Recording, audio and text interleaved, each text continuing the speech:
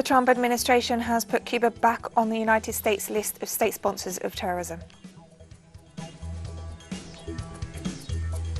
The Venezuelan government has denounced joint military exercises carried out between the United States and the Cooperative Republic of Guayana as a threat to its sovereignty.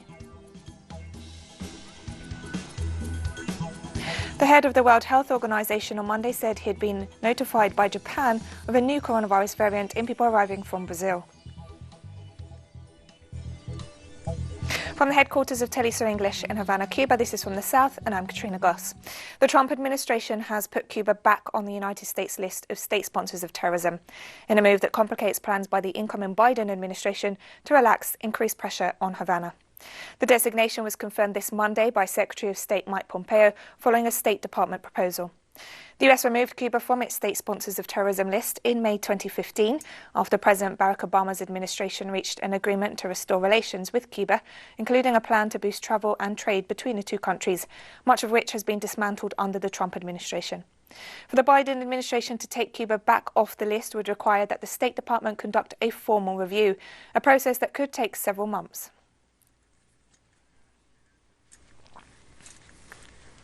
And Cuban Foreign Minister Bruno Rodriguez took to Twitter to condemn the recent decision of the US government to redesignate Cuba a state sponsor of terrorism.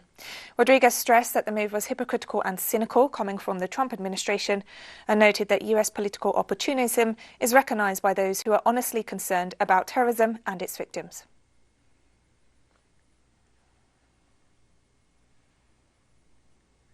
The US House of Representatives has the votes needed to impeach President Donald Trump for inciting the Capitol riots.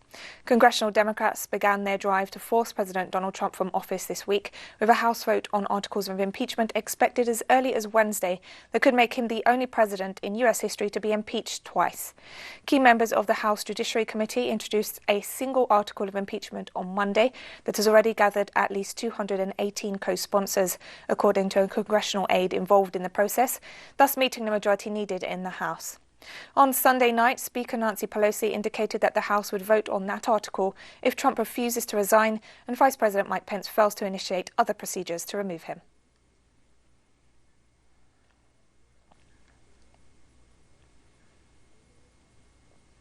US President-elect Joe Biden on Monday received his second dose of the coronavirus vaccine, 3 weeks after getting his first shot, with television cameras rolling in an attempt to reassure the US public that the inoculations are safe.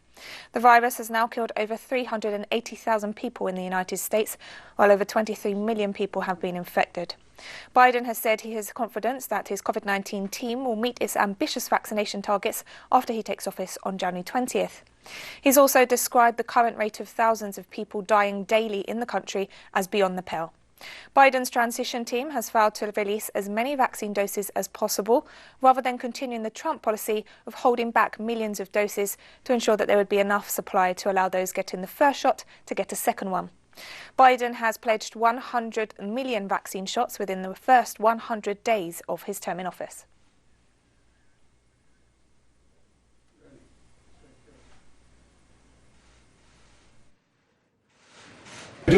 Let me make a couple brief statements. Number one, my number one priority is getting vaccine in people's arms, like we just did today, as rapidly as we can. And we're working on that program now. I'll be meeting on a Zoom call with my team a little later this afternoon. I've put together, which I'll be announcing on Thursday, laying out the plan, the cost of how I want to proceed, the cost of what we have to do to be able to get the entire COVID operation up and running. 3,000 to 4,000 people a day dying is just beyond the pale. It's just wrong. Pope Francis has made it official that Conservative church members will not be able to prevent women from occupying main roles. In a decree, the Pope formalised what has already been happening in many countries for years. But with the change in the Code of Canon Law, Conservative bishops will not be able to block women in their diocese from those roles. However, the Vatican stressed that the roles were essentially distinct from the ordained ministry and were not an automatic precursor to women one day being allowed to be ordained priests. According to the decree, Pope Francis acted after theological reflection. In a big shift last August, the Pope appointed 6 women, including the former Treasurer to the UK's Prince Charles, to senior roles in the council that oversees Vatican finances.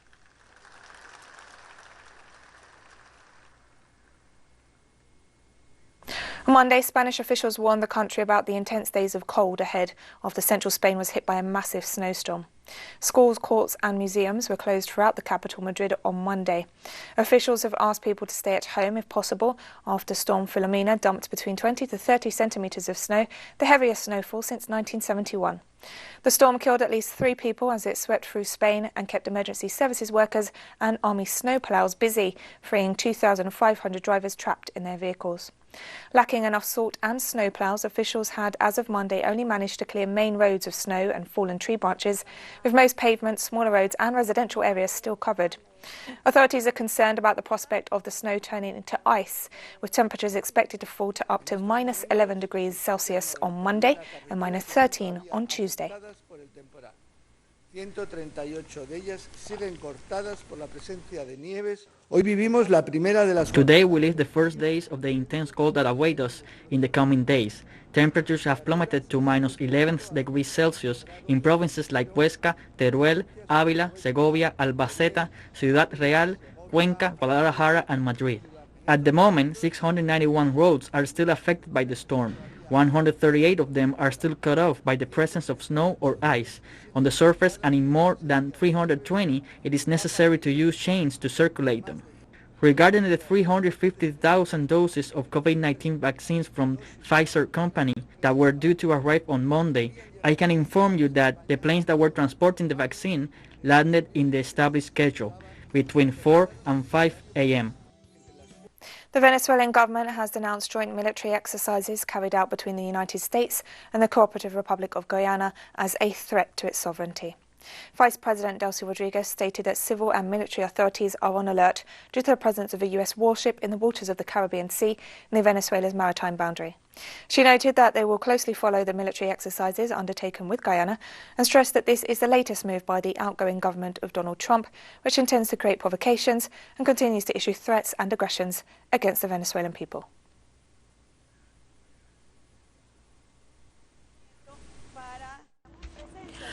We are watching a last-ditch move in the final hours of the Donald Trump administration, which intends to create and recreate provocations, threats and aggressions against the Venezuelan people, against our sovereignty and our territorial integrity. There is a U.S. Coast Guard vessel present. We are very closely monitoring the development of these military exercises to ensure that they are not carried out in Venezuelan waters. Russian President Vladimir Putin on Monday hosted the leaders of Armenia and Azerbaijan in their first meeting since the Russia broke a truce ended 6 weeks of fighting over the Nagorno-Karabakh region. As he sat down for talks in the Kremlin with Azerbaijan's President Ilham Aliyev and Armenian Prime Minister Nikol Pashinyan, Putin said that the peace agreement had been successfully implemented, laying the foundation for a fair settlement of the Nagorno-Karabakh conflict. He noted that senior officials from Armenia, Azerbaijan and Russia will now discuss further moves to restore traffic links in the region after the decades-long dispute. The November 10th peace deal brought an end to 44 days of hostilities in which the Azerbaijani army drove back Armenian forces and reclaimed control over large parts of the region and surrounding areas.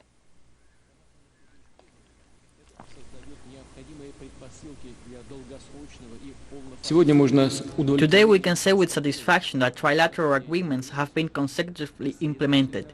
We are convinced that it forms necessary conditions for long-term and full-scale settlement of the old conflict on the fair basis and in the interest of both the Armenian and Azerbaijani people. The situation in the region is calm. We have done much for the safe return of internally displaced people and refugees. More than 48,000 people have returned to Karabakh since November 14th. Russia has mediated exchange of prisoners of war and victims' bodies. I think it's important today to lay down further steps for the main aspects of the settlement that were stipulated in the joint statement on November 9th last year, and main questions that concern activities of Russian peacekeepers contingent, precision of demarcation lines, settling of humanitarian issues and protection of cultural heritage sites. This Monday, heavy rain and snowfall caused flooding in parts of Kosovo, forcing families to evacuate from some areas. A spokesperson for the Security Council said office buildings and homes had been flooded in the past 2 days in at least 4 communes. In one area, firefighters used a small boat to evacuate an isolated family. According to the authorities, many roads have been blocked and bridges damaged. However, there have been no casualties or losses in livestock so far.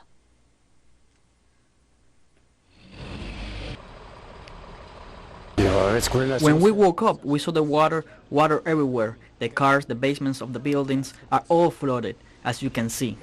We can say that the past week we had rain that lasted more than 24 hours, sometimes even 48 hours. Water entered shops, basements of buildings, but also we had landslides. But until now, we've managed to deal with the situation. The first victim of a passenger plane that came down on Saturday shortly after takeoff from the Indonesian capital has been identified. The Sriwijaya Air Boeing 737 left Jakarta with 62 people on board, but vanished from the radar on its way to Borneo Island on Saturday. Search teams have found aircraft parts and human remains and believe they know where the black boxes are located. The first victim has been identified as Oki Bisma, a 29-year-old flight attendant on the plane who was identified by his fingerprints, according to officials.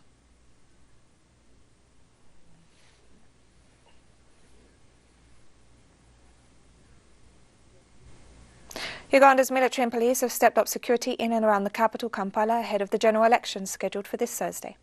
A spokesperson for the Kampala Metropolitan Police noted that the election campaign period is coming to an end, and authorities are now proceeding to upgrade security with the deployment of police officers who are being supported by the army ahead of Thursday's vote. The Defence Minister has stressed that political candidates must accept the choice of the people as declared by the Electoral Commission following the vote, which will see the election of the President and members of Parliament. The presidential campaign period, which started in early November and ends on Tuesday, has been characterised by violent protests leading to some casualties.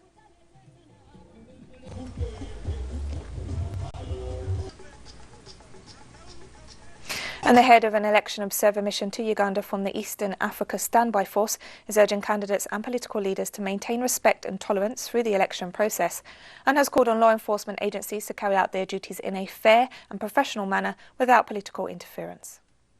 GSF urges the candidates and political leaders to maintain respect and tolerance through the election process, to respect human rights and divergence of views. We call on the law enforcement agencies to carry out their duties in a fair and professional manner without political interference. The head of the World Health Organization on Monday said he'd been notified by Japan of a coronavirus variant in people arriving from Brazil, which is different from those identified in the United Kingdom and South Africa. Japan is working with other nations, the WHO and medical experts to analyse the new strain of the virus. The previously identified variants from the UK and South Africa are more contagious, but the behaviour of this variant and the illness it causes are not yet known. The WHO Director General has urged countries to continue efforts to sequence the virus so that scientists can learn how to respond to different variants. He also stressed that people had to keep following coronavirus restrictions and public health protocols now more than ever. This is especially true where public health and social measures have already broken down. This can have a knock-on effect. Over the weekend, WHO was notified by Japan about a new variant of the virus. The more the virus spreads, the higher the chance of new changes to the virus. Most notably, transmissibility of some variants of the virus appears to be increasing. This can drive a surge of cases and hospitalizations, which is highly problematic for health workers and hospitals already close to breaking point. This is especially true where public health and social measures have already broken down. This can have a knock-on effect on other essential health services.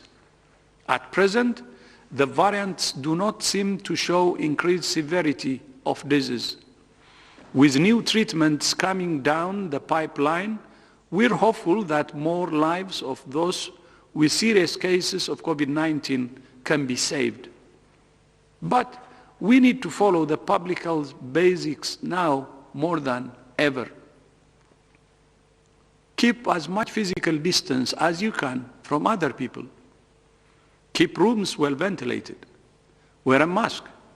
Keep your hands clean and cough away from others into your elbow. You might get fed up of hearing it, but the virus is not fed up with us. Limiting transmission limits the chance of dangerous new variants from developing. Jordan on Monday received its first shipment of the Pfizer coronavirus vaccine ahead of the start of its vaccination drive this week. The doses arrived at the country's Aliyah airport on a Royal Jordanian Airlines flight on Monday after an earlier shipment over the weekend of another vaccine made by the Chinese firm Sinopharm. Jordan's health minister has said that the country expects to secure enough doses to vaccinate 20% of its 10.5 million people and that additional doses will be obtained as needed. Jordan's set to begin vaccinating its population on Wednesday, starting with frontline workers and vulnerable groups. The country has recorded more than 4,000 COVID-19 related deaths and over 308,000 confirmed cases since the start of the pandemic.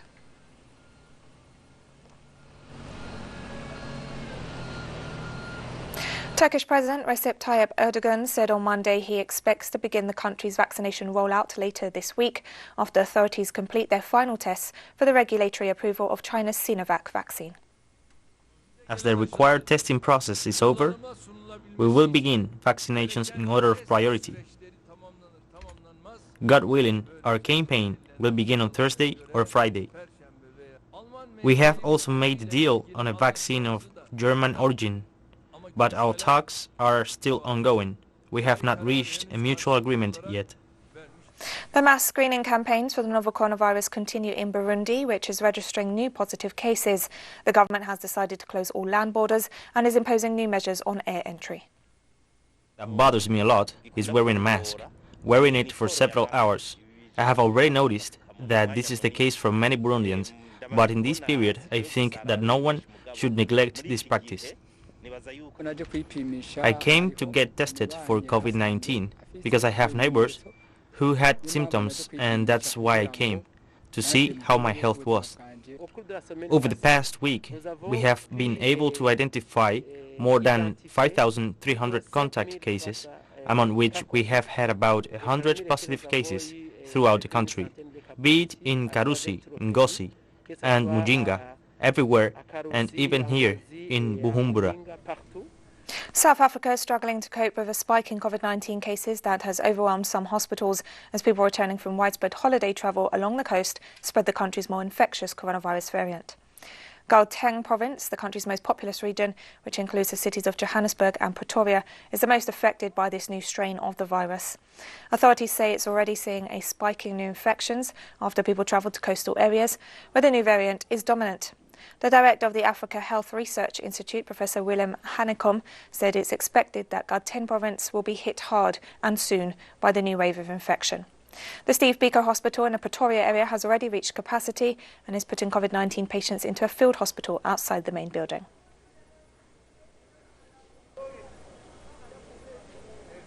Malaysia's Prime Minister said Monday that the country's healthcare system was at breaking point as the nation reintroduced restrictions on movement in order to curb a sharp spike in coronavirus cases. From Wednesday, Kuala Lumpur and 5 other states will be placed under near lockdown for 2 weeks, similar to a nationwide lockdown in March last year. However, this time the manufacturing, construction, services, trade,